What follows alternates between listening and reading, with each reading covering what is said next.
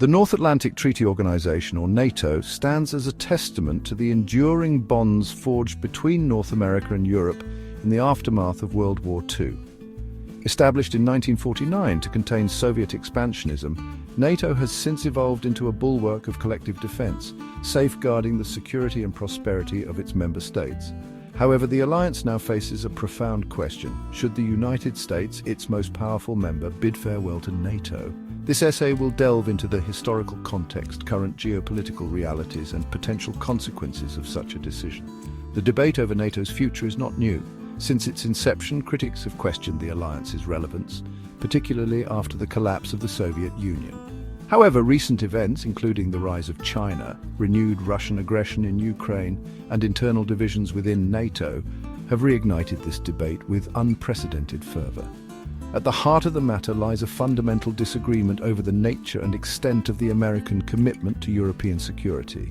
Proponents of American withdrawal argue that NATO has become an anachronism, a relic of the Cold War that no longer serves vital American interests. They contend that European nations should shoulder a greater share of the defense burden, freeing the United States to focus on more pressing challenges elsewhere.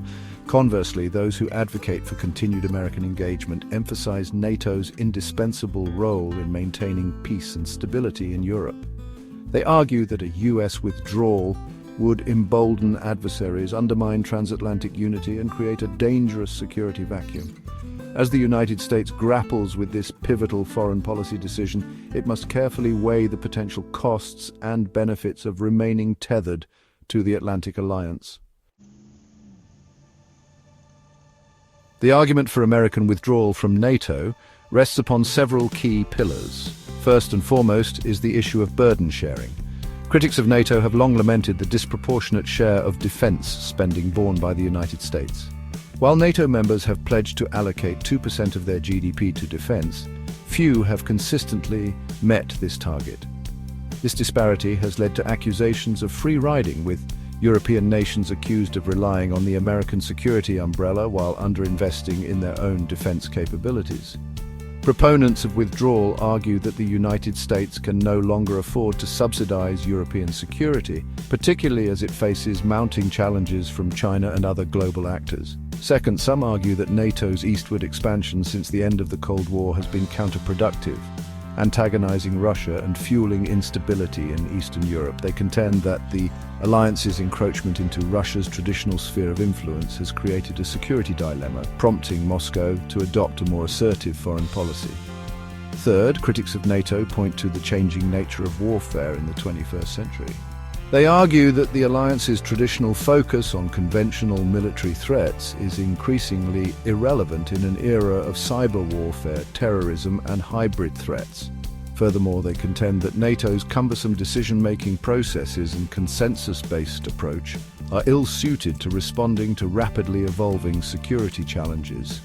In an age of asymmetric warfare, they argue, smaller, more agile alliances may prove more effective. Despite these arguments, the potential consequences of American withdrawal from NATO are far-reaching and potentially disastrous. First and foremost, such a move would deal a devastating blow to transatlantic unity, undermining decades of cooperation and trust. NATO has served as the cornerstone of the Western alliance, providing a forum for consultation, coordination, and collective action. A US withdrawal would signal to both allies and adversaries alike that America is no longer committed to European security, potentially emboldening revisionist powers like Russia and China. Second, an American withdrawal would create a dangerous security vacuum in Europe. While European nations have made strides in bolstering their defense capabilities, they still lack the collective military might to deter Russian aggression on their own. A US withdrawal would likely trigger a regional arms race, as European nations scramble to fill the void left by the American military. This could lead to increased instability and the potential for miscalculation, increasing the risk of conflict. Third, abandoning NATO would severely damage America's global standing and credibility. The United States has long prided itself on being a reliable ally, committed to upholding its treaty obligations. A decision to withdraw from NATO would cast doubt on America's willingness to defend its allies elsewhere, potentially undermining its alliances in Asia and the Middle East. This could embolden adversaries, weaken deterrence, and make the world a more dangerous place.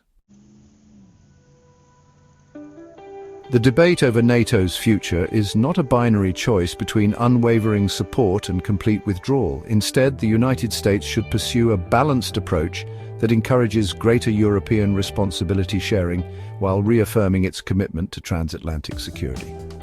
First and foremost, the United States should continue to press its European allies to increase their defense spending and invest in critical military capabilities. This will require a sustained diplomatic effort, as well as a willingness to link American security guarantees to concrete European commitments. Second, the United States should encourage greater European strategic autonomy. This does not mean abandoning NATO or undermining transatlantic unity. Rather, it means fostering a more capable European pillar within the alliance, one that can share the burden of defending the transatlantic area. This could involve supporting European defence initiatives, such as the European Defence Fund and Permanent Structured Cooperation, or PESCO, while also ensuring interoperability between American and European forces.